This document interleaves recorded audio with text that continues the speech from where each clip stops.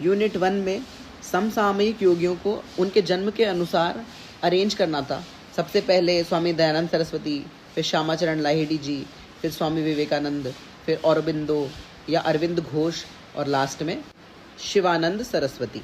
इसके अलावा एक और क्वेश्चन आया था जहाँ सत्यानंद सरस्वती, राम शर्मा, स्वामी धीरेन्द्र ब्रह्मचारी और दयानंद सरस्वती के जन्म स्थान बताए गए थे। तो दयानंद सरस्वती का जन्म स्थान है राजकोट, गुजरात। स्वामी धीरेन्द्र ब्रह्मचारी मधुबनी, बिहार से संबंधित हैं। राम शर्मा अल्मोड़ा, उत्तरांचल और सत्यानंद सरस्वती उत्तर प्रदेश से संबंधित हैं। इसके अलावा बौद्ध दर्शन से एक सवाल आया था, सुत्त पिटक के कितने निकाय हैं? तो सुत्त पिटक के 5 निकाय हैं। रामायण से 2 सवाल आए थे।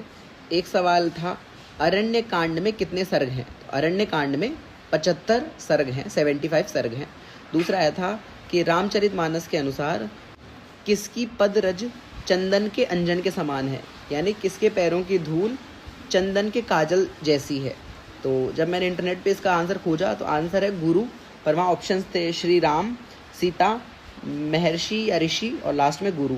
तो जनरली अपन को ऐसा लगता है श्री राम होंगे और मैंने भी श्री राम ही किया, पर देखते हैं अब इसका क्या आंसर निकलेगा। इंटरनेट पे खोजा तो उससे पता चला कि इसका आंसर है गुरु। तो गुरु के पैरों की जो धूल है वो चंदन के काजल जैसी है। महाभारत याज्ञवल्क्य की स्मृति से कोई प्रश्न नहीं पूछा गया। अगर सबसे ज़्यादा किसी ग्रंथ से प्रश्न पूछे गए तो वो हैं पतंजलि योग सूत्र, घेरण संहिता और हठ प्रदीपिका। पतंजलि योग सूत्र से एक प्रश्न था कि धर्मी क्या है? तो वर्तमान से अतीत, भूत से अतीत, भविष्य से अतीत और त्रिकालातीत। तो शांतोदिता व्यपदेश्य धर्मानुपाति धर्मी, तो यानी शांत उदित, शांत मतलब अतीत और उदित मतलब भविष्य, इन दोनों से जो परे है, यानी एक तरह से पास्ट और फ्यूचर से जो परे है, यानी त्रिकालातीत है, वही धर्मी है। फिर अगला क्वेश्चन था कि कौन सा दुख त्यागने योग्य है? तो अनागत दुख त्यागने योग्य है। हेयम दुखम अनागतम। फिर एक सूत्र दिया गया और पूछा गया कि दुख दौर मनस्यांग में जयत्व श्वास प्रश्वासा विक्षेप सहभुव। ये सूत्र किस पाद का कौन सा सूत्र है? तो ये समाधि पाद का 31वां सूत्र है। और 30वें से भी प्रश्न आया था जो हर बार आता ही है कि 5वां विक्षेप कौन सा है? तो व्याधि, स्त्यान, संशय, प्रमाद, आलस्य। तो 5वें नंबर पे आता है आलस्य। तो सही आंसर है आलस्य।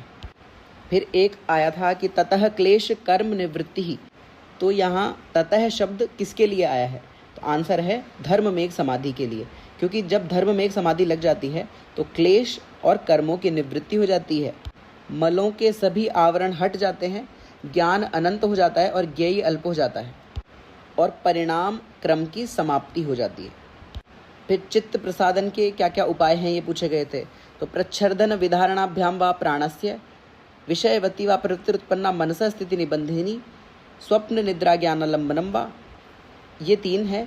इसके अलावा एक ऑप्शन था तदर्थ एव दृश्यस्य आत्मा। तो ये दृश्य यानी ये दूसरे अध्याय का है, साधन पाद का है, ये पहले अध्याय से या चित्त प्रसादन से संबंधित नहीं है। फिर तीसरे पाद से आया था कि इनको अरेंज करना है सीक्वेंस में।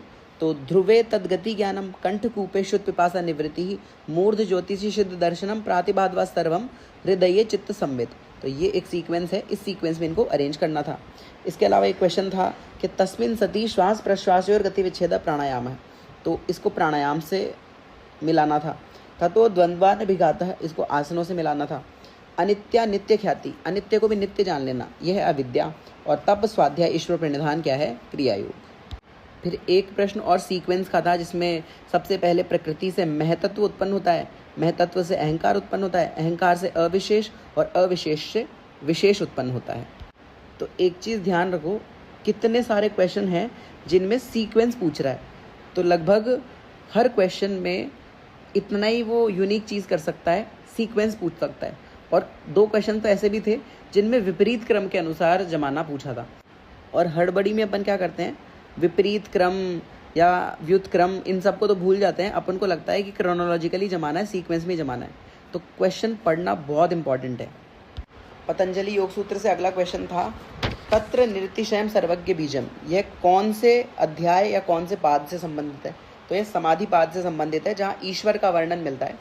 ये 25वें नंबर का सूत्र है। फिर ततः परमावश्यतेन्द्रियाणाम, तो ये साधना पाद से संबंधित है, जहाँ कहा गया है कि प्रत्याहार का फल क्या है, इंद्रियों पर परम नियंत्रण स्थापित हो जाता है। फिर एक है हानमेषाम क्लेशवदुक्तम, तो ये कैवल्य पाद से संबंधित है।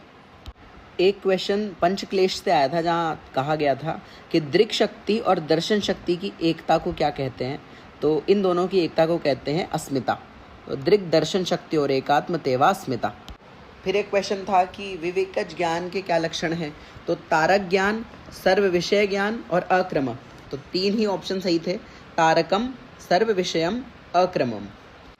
2 प्रश्न योग वशिष्ठ से आए थे, जहाँ कहा गया है कि देह दुख क्या है, तो देह से संबंधित दुख को हम व्याधि कहते हैं। तो ऑप्शंस थे आधि, व्याधि, रोग, जरा। और प्रश्न आया था कि ज्ञान की 7 भूमिकाओं में से दूसरी भूमिका कौन सी है, तो पहली है शुभेच्छा, दूसरी है विचारणा।